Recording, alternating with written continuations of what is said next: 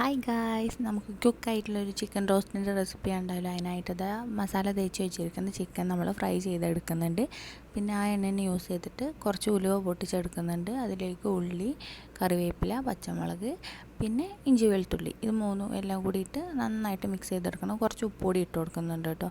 ഇത് നല്ല ക്രിസ്പി ആ ഒരു ടൈപ്പിലാവണം ഉള്ളി. ആ സമയത്ത് ഇതിലേക്ക് മസാലപ്പൊടികൾ, മല്ലിപ്പൊടി, മഞ്ഞൾപ്പൊടി, കുരുമുളക് പൊടി, മുളക് പൊടി, ഗരം മസാല, കുറച്ച് ചിക്കൻ മസാല, ഇതെല്ലാം കൂടി ഇട്ട് കൊടുക്കുക.